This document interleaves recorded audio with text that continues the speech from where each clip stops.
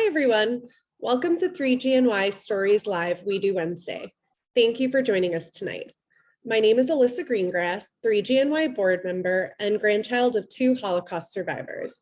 Welcome to our 23rd WEDU Wednesday, our virtual series that brings our educational initiative, WEDU, from classrooms to your living rooms. 3GNY is an educational nonprofit for grandchildren of survivors and supporters.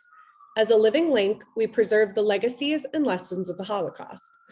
Our mission is to educate diverse communities about the perils of intolerance and to provide a supportive forum for the descendants of survivors. In light of current events, our 3G community stands in solidarity with the people of Ukraine and with those in Russia who oppose the war.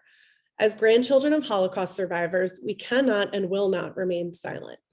We will continue to speak out as we witness the horror of Putin's war on democracy, and we are grateful that countries are opening their borders for refugees. For tonight's event, we will be featuring WEDU speaker Don Schapira, who will share the story of his grandfather, Mordechai Gabrieli, or as Don knew him, Saba Motke. Tonight's program showcases 3GNY's flagship educational initiative, WEDU, which is short for We Educate. WEDU is a 4-week training program that empowers grandchildren of survivors to learn and compellingly share their family's Holocaust experiences in school classrooms and with community groups. Education is more important and more urgent than ever, given the horrifying rise of anti-Semitism that we see in the headlines and in our own backyards. We know we need to keep doing this work as much as we can possibly do. Studies have shown that students who receive Holocaust education are more tolerant and comfortable with people of different races and backgrounds. They're more willing to challenge incorrect or biased information, and they are more likely to be upstanders. Through our grandparents' testimony, we talk about the importance of stepping in early and often where small injustices are found. On the playground, in the classroom, and on the street, because it is easiest and most efficient way to act. By the time the Nazi tanks roll in, it's too late. 3GNY has trained more than 350 speakers in New York, New Jersey, Philadelphia, and all around the country. We've spoken in more than 500 classrooms and have impacted more than 35,000 students and community members. And between our live programming and YouTube channel, more than 18,000 additional people have heard our stories. So hope is not lost, and we need to keep doing this work now more than ever. You can help us accomplish this through a financial gift, which will go directly towards training more speakers and reaching even more students. We never solicit donations from schools, teachers, or students directly, and we provide our programming to schools completely free. And the aim is to keep the cost of training to 3Gs as low as possible. There's a link with ways to donate in the chat, so please, I hope you will consider supporting our work. If you're already a supporter of 3GNY, thank you. You can sponsor an event or a program in honor or in memory of a survivor or a loved one. And there are also corporate sponsorship opportunities available, which you will hear more about. I really want to thank you for being here tonight. You're helping us honor the memories of all of our grandparents and to ensure that never again is much more than just an empty phrase. So now I'd like to call on 3GNY volunteer, Corey Freeman, who will share more about his experience with WEDU and introduce our featured speaker, Don. Corey? Thanks, Alyssa. Hi, everyone. I'm Corey Freeman. I am a 3GNY volunteer and the grandchild of 2 Holocaust survivors. I've been involved in 3GNY for the past 2 years, and I've had the opportunity to share my grandparents' story at schools across New York City. I've also recently started working on an initiative called 3GNY Employee Events, where we are looking to bring our WEDU speakers to the workplace through running programs for companies and employers. So if that sounds exciting and you'd like to learn or chat more, feel free to reach out at the email address that will be shared in the chat. It's now my pleasure to introduce you to Don Schapira. Don became involved with 3GNY after completing the WEDU program in early 2021.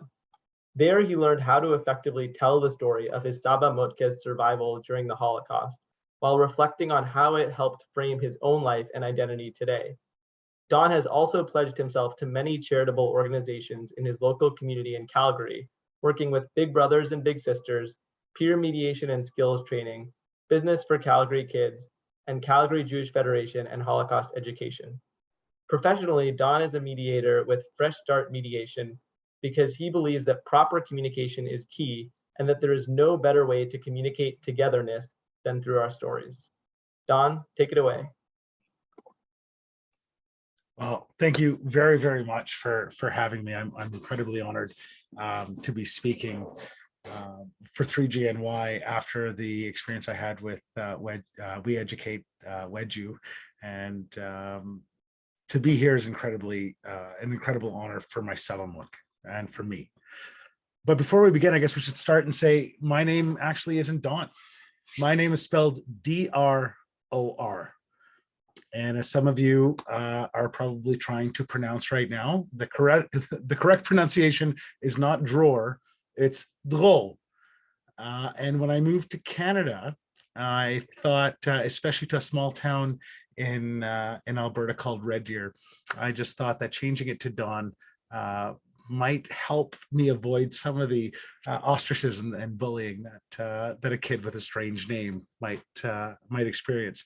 And as I've learned, that's really been an impact for me.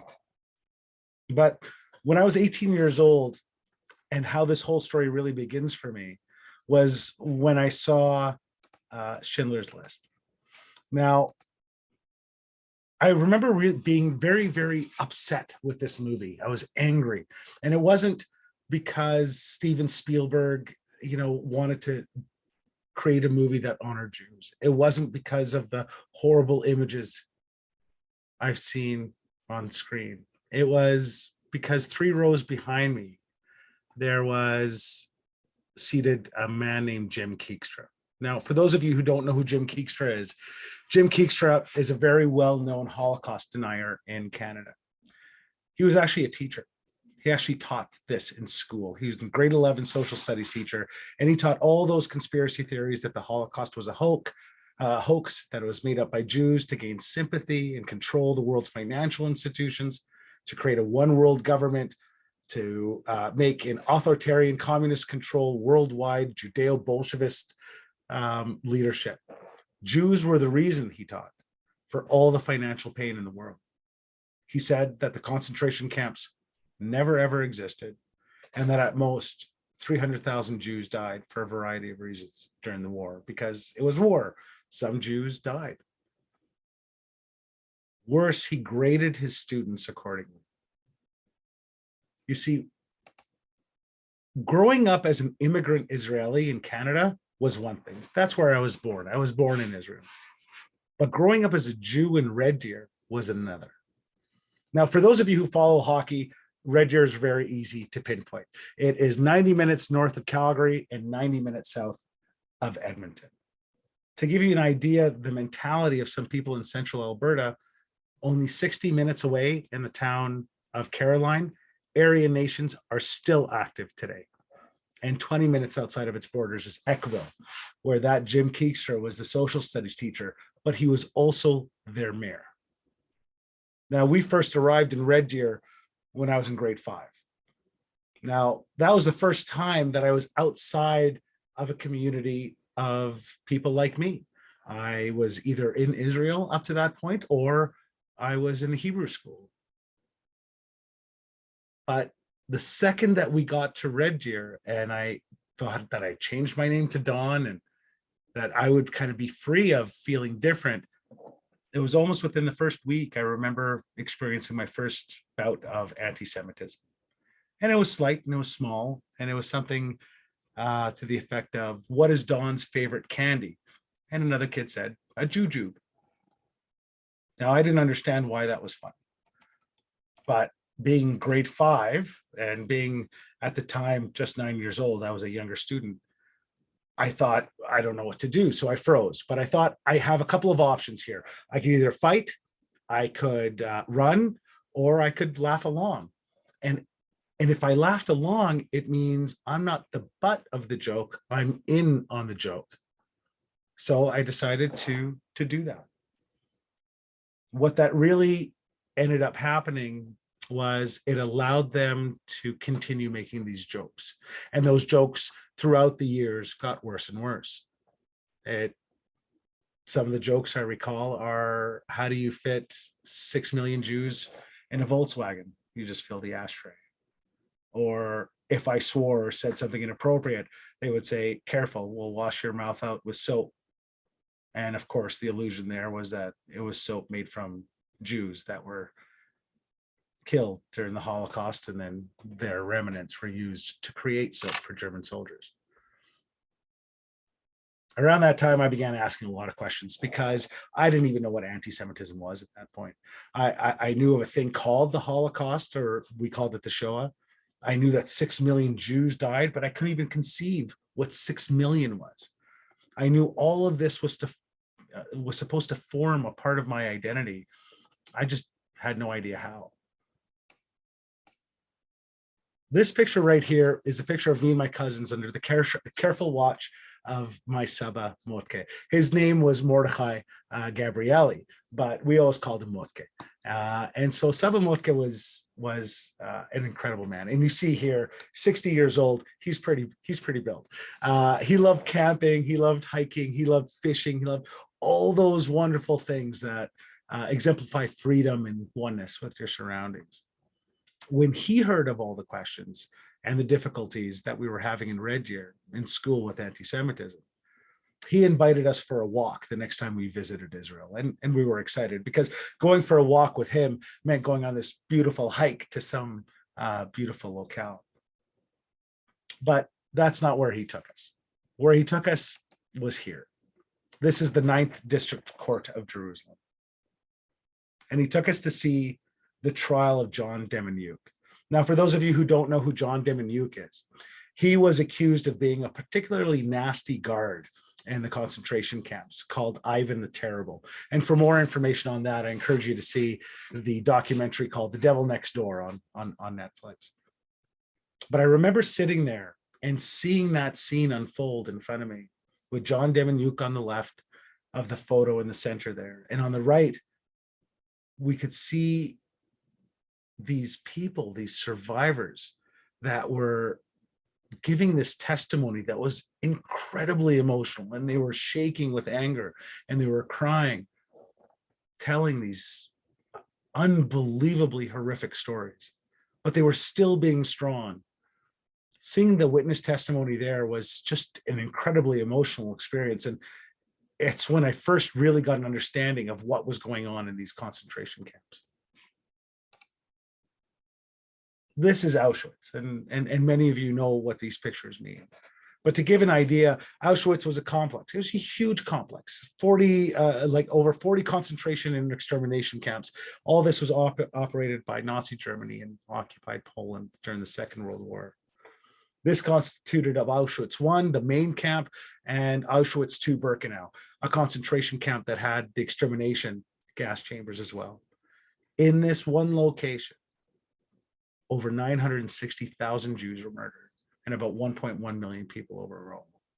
And the worst part is the sign, not the worst part, obviously, but the feeling of hopelessness where the sign above is translated into work sets you free. It's about removing even hope. That was important to my Saba, hope. And after the trial, he took us for a walk and we ended up on a knoll overlooking this building. This is the symbol for him of Jewish self-control. This is the Knesset, or our parliament. And these are the members of Knesset. And this was about Jewish self-determination. We were in control now, finally, of our own destiny and what would happen to us. And he sat us down and he started to tell us his story. Now, his story begins back in the mid-1920s, growing up in Piatra Neamț in Romania.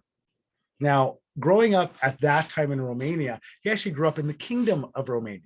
And he recalls when he was just a little kid, him and his dad actually had to go get royal assent to do something to their land. And you know, they went down on one knee and they got the royal assent. And he was really proud of that moment, going with his dad to go do that. He said life there growing up was pretty cool. I mean, they didn't have a whole lot of money, but they played in the streets. They made soccer balls out of, rolled up socks and clothes tied together. And when he did experience anti-Semitism, or he bugged the wrong people, he would just run into that large hill that overlooked the town. And he said he was so familiar with that he knew the name of every single one of the trees. When he finished elementary school, partly because of the anti-Semitism, but also a lot because he just enjoyed working with his dad, he said he does not want to go back to school. That's it.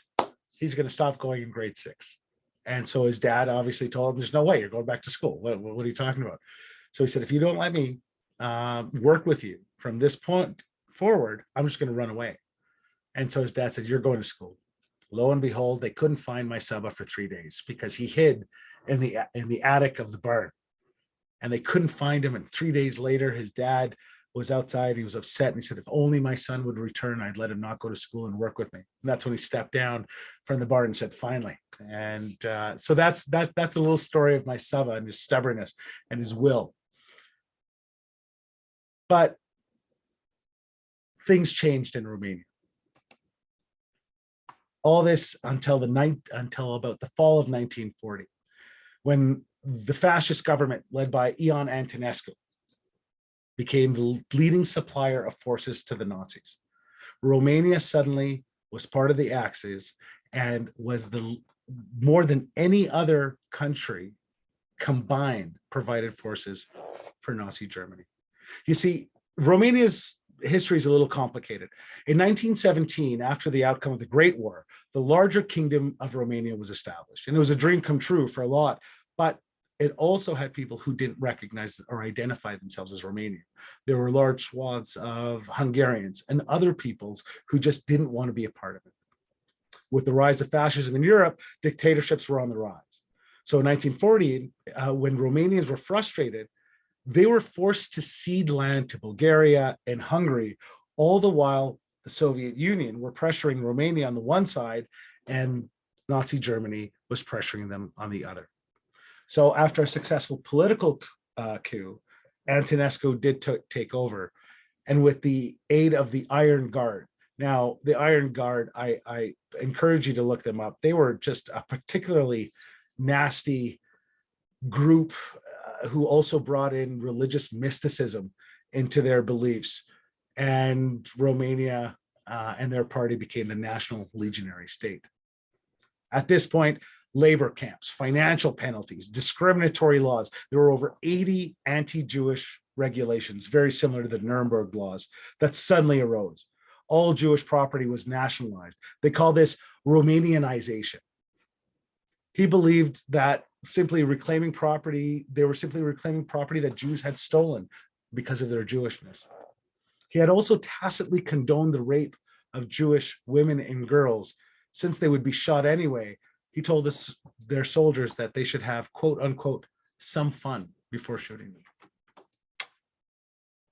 In Romania, there were estimates are anywhere between 280,000 to 400,000 Romanian Jews were massacred. In Bessarabia alone, up to 60,000 people were murdered within months of Romania entering the war. About half of the 320,000 people who lived there did not survive. There were pogroms. Now, a pogrom sometimes were military-led, but other times they were just grassroots neighbors. People from within towns started rioting against Jews, their homes, their businesses. And there was the Odessa massacre. Over 25,000 people died. Over 25,000 Jews died. In Iasi, where the black arrow is, in July of 1941, over 13,200 Jews were killed. This was ethnic cleansing at its worst. While others had to survive, and if they survived, it was under harsh conditions. They were put on trains of death. Now, these weren't actually trains. They were just these really long marches these were just these really long marches without any food or water, and this led to tens of thousands of deaths. Your proximity to the border with Russia really determined your survival rate. And you can see the green arrow, that's where Pietranianț was, where my Saba was. Around October 1942, Antonescu's attitude shifted a little bit after seeing Operation Barbarossa, or the Nazis' attempt to invade Russia, was failing. And so instead of exterminating the remaining Jews, he placed them in forced labor camps. Slave labor, really, to help with the war effort. To give you an idea of what happened in Romania, in 1930, approximately 730,000 Jews lived in the kingdom. By 1941, it was 356,000. Today, only about 3,000 Jews live in Romania.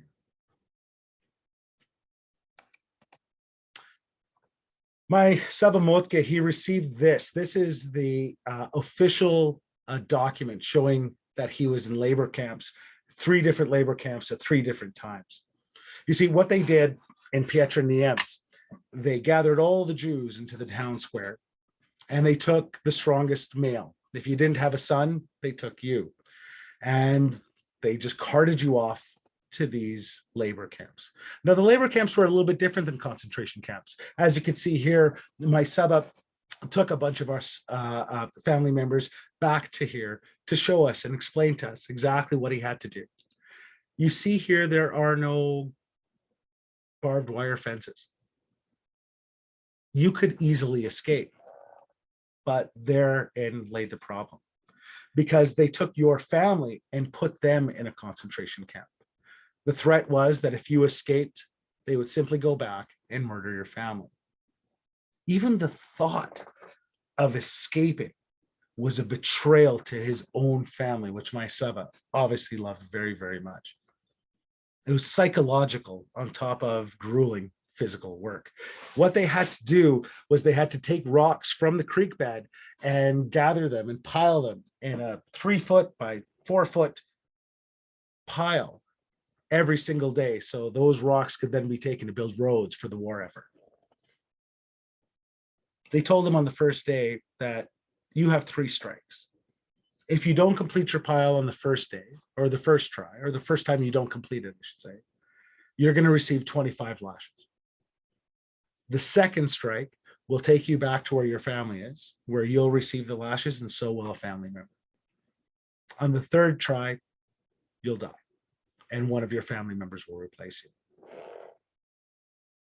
On the first day, everybody's trying to gather their bearings. On the second day, they started to work. And my Saba noticed there was a man who reminded him very much of his own Saba, and they were friends. But that older man just couldn't get the job done. And so he suffered his first strike.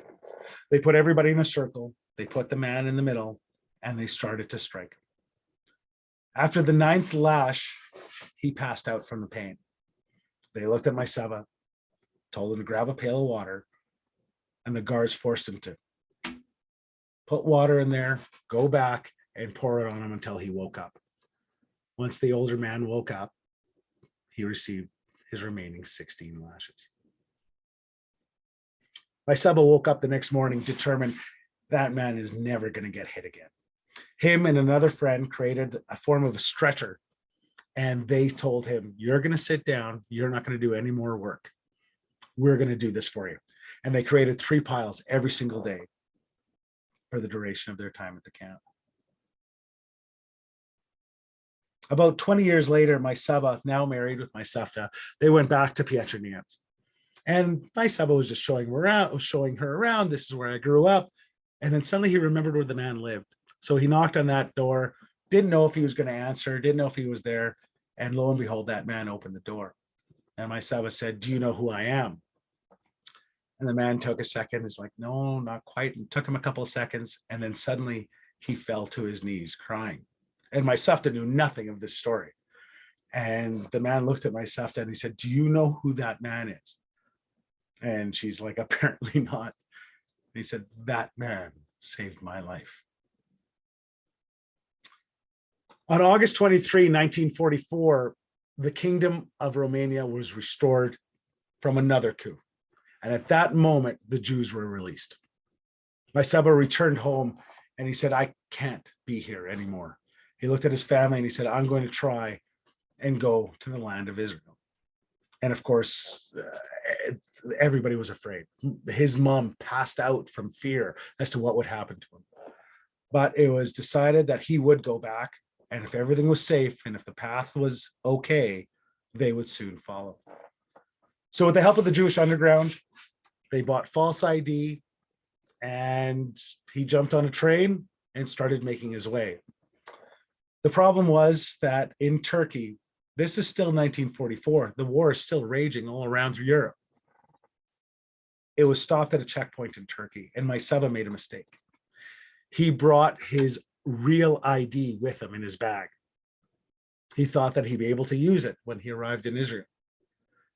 So as the guards were coming in to check IDs, my Saba used his thumbnail to cut a little swath or a little hole in the cloth seat in the seam and tried to stuff his ID in there because he didn't know what would happen if he was caught.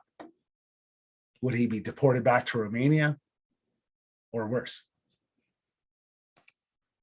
This is where he ended up. Once he arrived here, men were told to go to the left, women to the right. They were sprayed with DDT. They were told to undress, and they were told to enter the showers. This was not a concentration camp. This is actually in Israel. This is the Athlete Detention Center.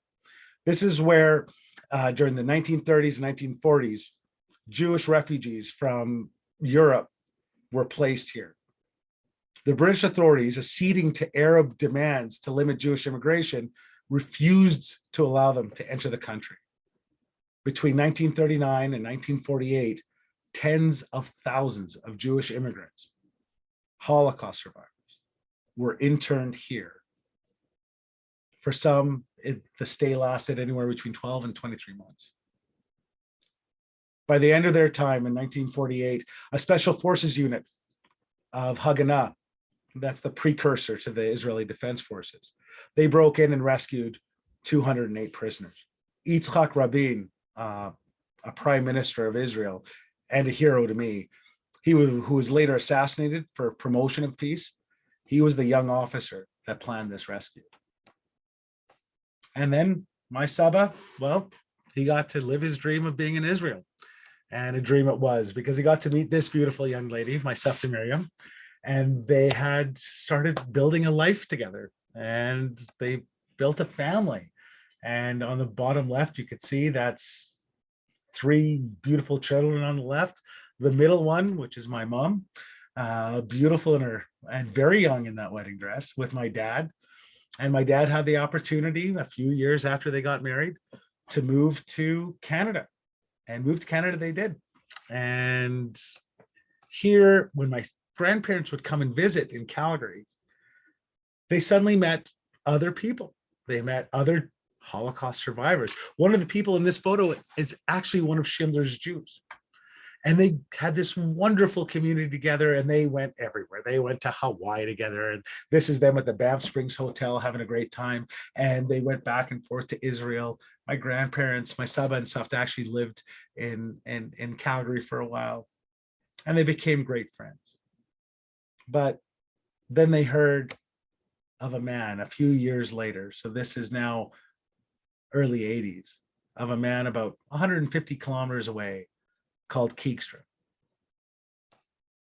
who claimed that their experience was a hoax. They stood up.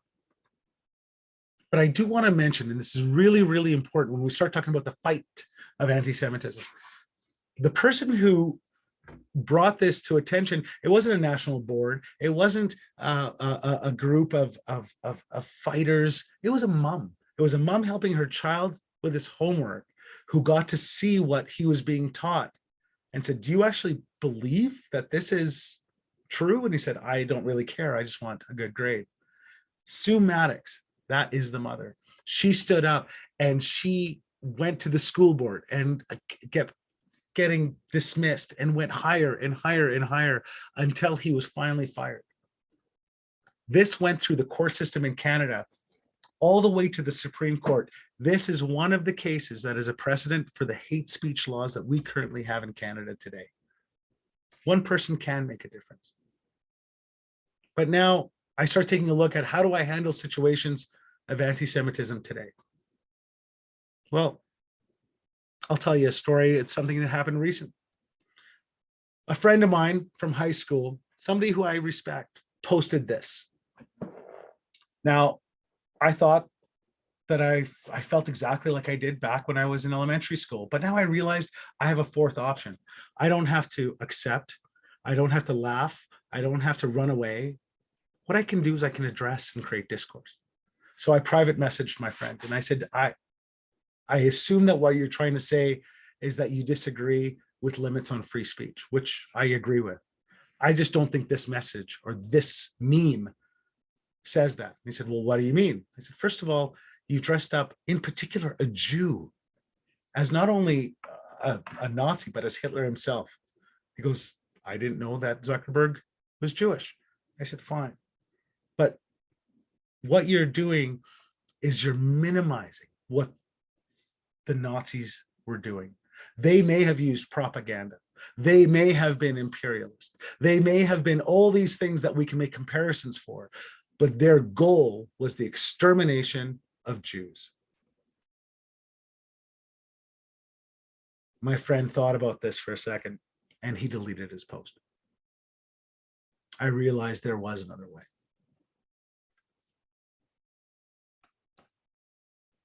My Saba Motke received this, his birth certificate. He received this only in 1993 because Romania had denied its involvement in the Holocaust until 1989.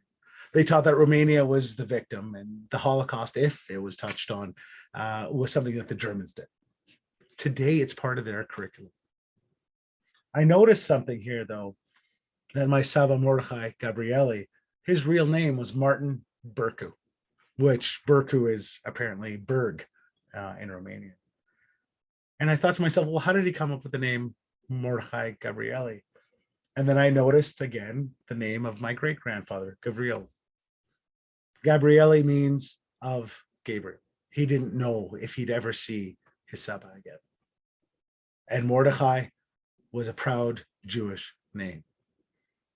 I've learned so much about my Saba Motke since I started working on this project.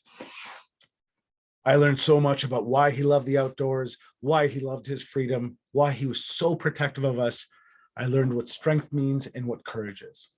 I learned that being a Jew in Canada can be whatever I choose it to be, not what is chosen for me. I am a proud Jew. I'm a proud Canadian. I am a proud Zionist. And I'm proud of my ability and freedom to protest policies I disagree with in both of my countries.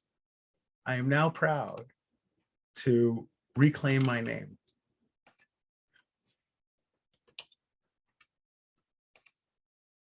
I am proud of my Saba.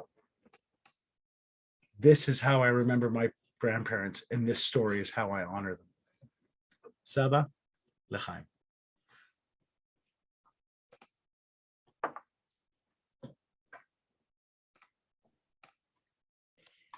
Thank you so much, Don, for gifting us with this unbelievable story. So we're going to open it up now for questions. I've seen a couple questions come through, and if you have additional questions for Don, please type them into the Q&A, and we're going to do our best to get to all of them. But if we don't get to all of your questions, please email info@3gnewyork.org, and we will make sure to get an answer to you as soon as we can. So Don, I'm going to kick it off first, if that's okay.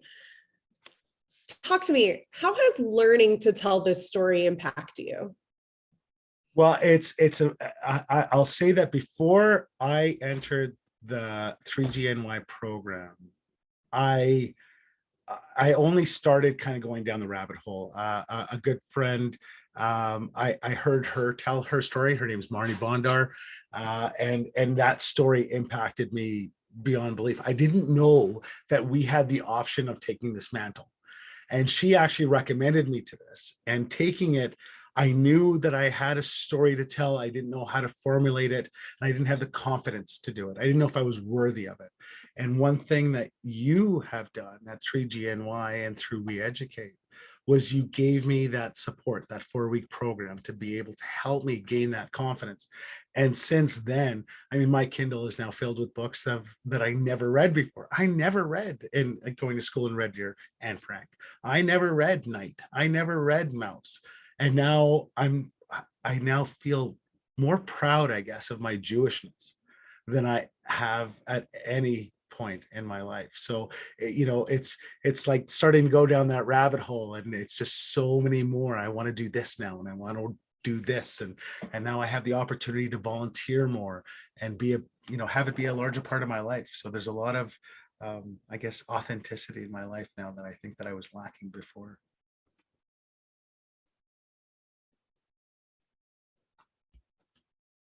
I think one other question here from the chat is someone wanted to find out more about your Safta's family that was stuck in Europe. So my Safta Miriam, she actually or you mean my Saba's family that was in Romania? They eventually made their way in. After my Saba was an athlete, he got out, he sent word back, and then they made their way. But it was much later. Yeah. His brother eventually came. I have photos of my Saba Motke and his brother Julius, these guys were just the coolest. They looked like Ocean's 11. They were just like the coolest people ever. So it's pretty cool.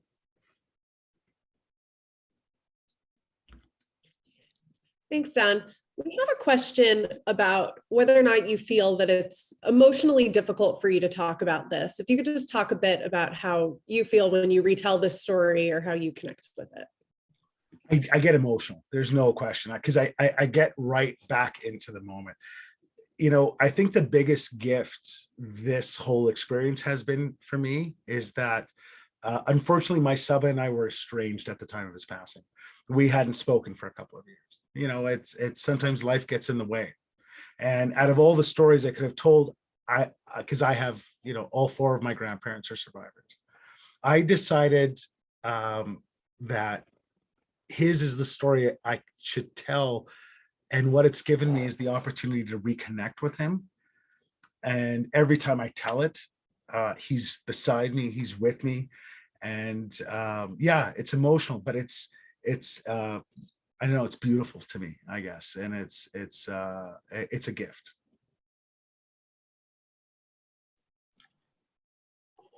Thanks, Don. There's another question here about the Deminik trial. And was that the point when you found out that your grandfather had survived the Holocaust? Yes. Yeah, because again, at that point, I had recollections of what the Nazis were, and it was literal monsters. I mean, big snouts and sharp teeth. I had no conception that these were human beings up to that point, right? This was just normal soldiers.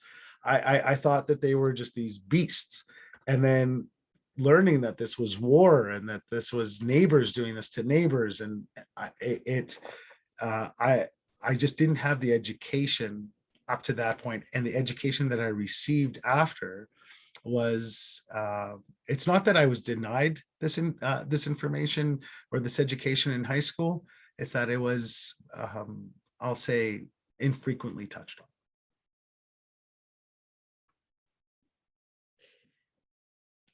So Don, could you just tell us a little bit more about how students react and what kind of questions you get when you speak in schools and share your story? I've had a lot of, that's a great question, because I've had a lot of opportunity through 3GNY to speak at schools. And it's just turned out that a lot of the schools that I talk to are in that grade 5, grade 6 range where, the bulk of my sort of awakening to this happened.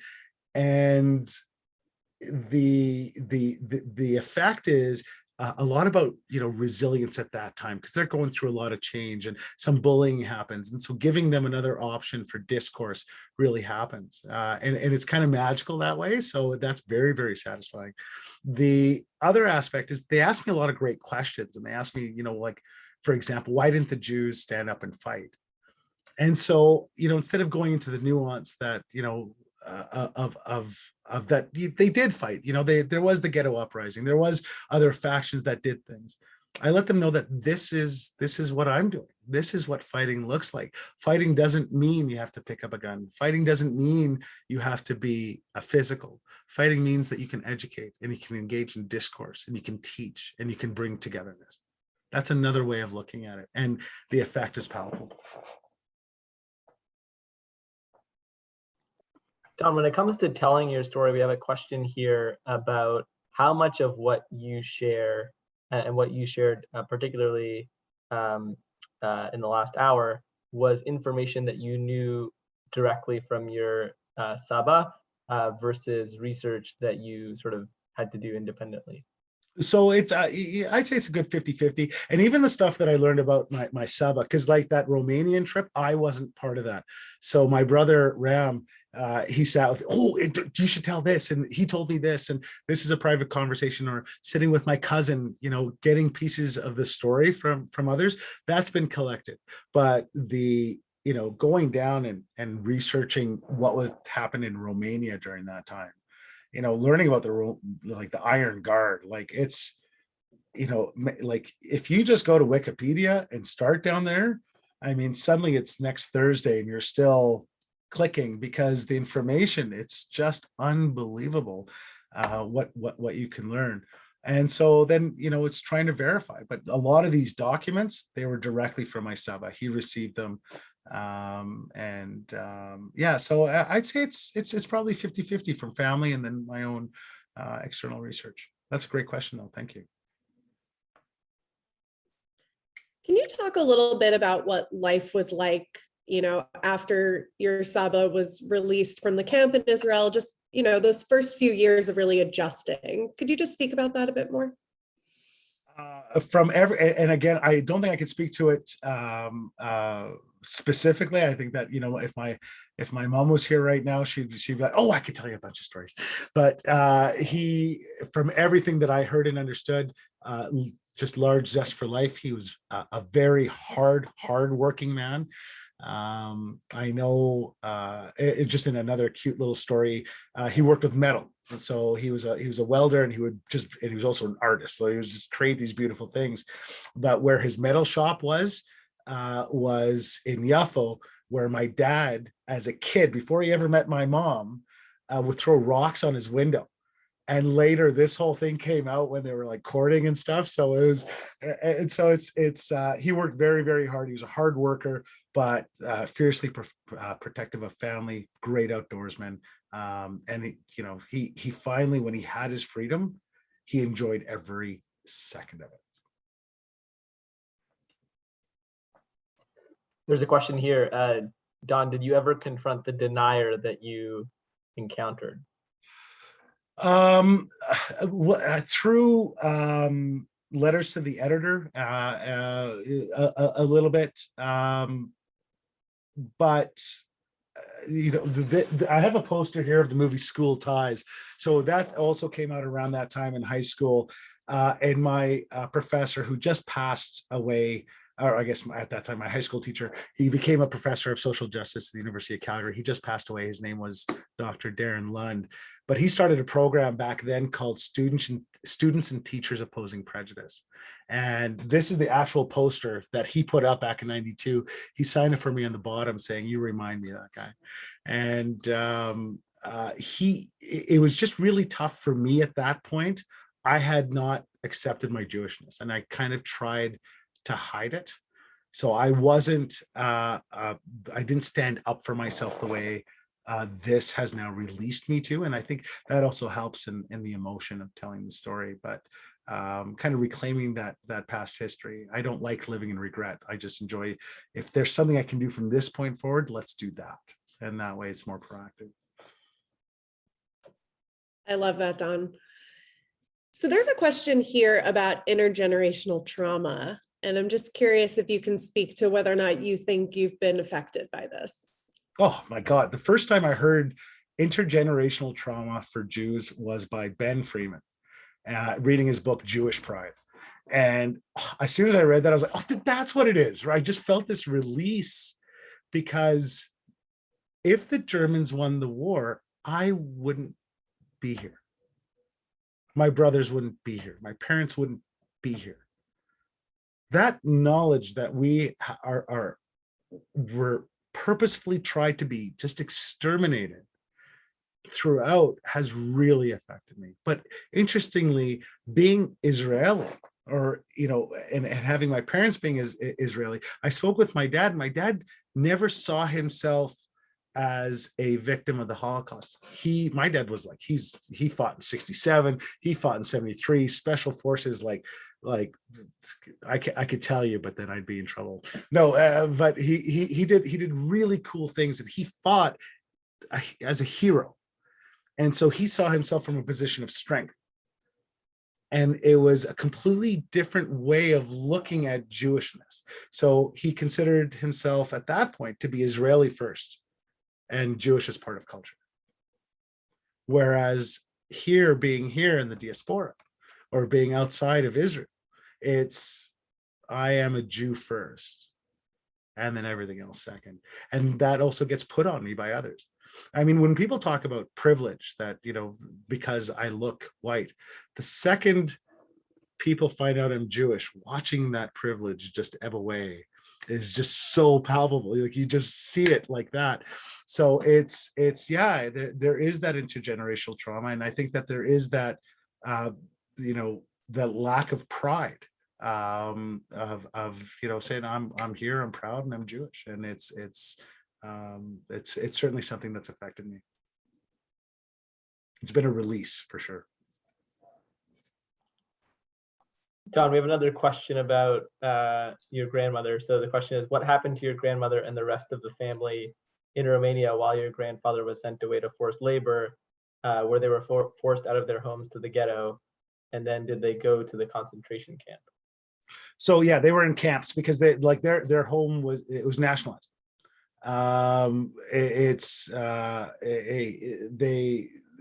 All Jewish land was nationalized. Like I said, it was the Romanianization of that. And when my Saba was like August 23rd, 1944, and on his certificate of times in the labor camp, August 23rd, 1944 was his last day in the camp. The second the kingdom was restored, everybody was free. Right. And so, everybody was just allowed to return to their homes, but there was still a lot of distrust for Jews in those areas. There's a lot of hate. My Saba, he was just, my country did this to me. He needed to get out of there. So he took those really fearful first steps trying to escape to Israel, and then landing there at Atlit to go through that experience of all the horror stories of what you hear a concentration camp is, to go through that in Israel. I mean, to go through all that to end up in the same place, the fear was, I can't even imagine. Don, thank you so much for speaking tonight and for sharing this story. And thank you, Corey, for being a part of our program and for being such a great asset to 3GNY. Thank you again to all of you for joining us tonight. We are so glad that you took the time to hear this story and for Don to speak words that must never be forgotten. If you haven't made a gift to support our educational initiatives, I hope you will consider making one now. Just remember, no gift is too small or too large to make an impact on our work. So please refer to the chat for ways that you can donate. And if you have any questions about support for 3GNY, please don't hesitate to be in touch. We'd be very happy to discuss with you. Thank you again for your consideration and support of our work. And if you have any connections with educators who might be interested in one of our speakers to present to their classes, please let us know. We have a large speakers bureau of hundreds of grandchildren prepared and ready to present, just like you saw Don do tonight. Our next WEDU Wednesday event is scheduled for May 11th, and we'll be circulating registration information in our follow-up email tomorrow. I am also personally thrilled to announce that our first in-person event in over 2 years will be a happy hour gathering on Wednesday, May 25th. We really hope to see each other, all of you there in person, and I cannot believe that so many of us who've connected together over 2 years virtually will now have the opportunity to meet together in real life. So please, again, we hope to see you there and convene this special, wonderful community. There are so many other upcoming virtual events and discussion groups, etc. So we'll be sending out a follow-up email with more information about these events, as well as a recording of tonight's program. You can also check out our past WEDU Wednesday speakers, events, and plenty of other 3GNY events on our YouTube channel. Thank you again for taking time out of your evening with us. We are truly grateful, as always, for your presence and support of our work.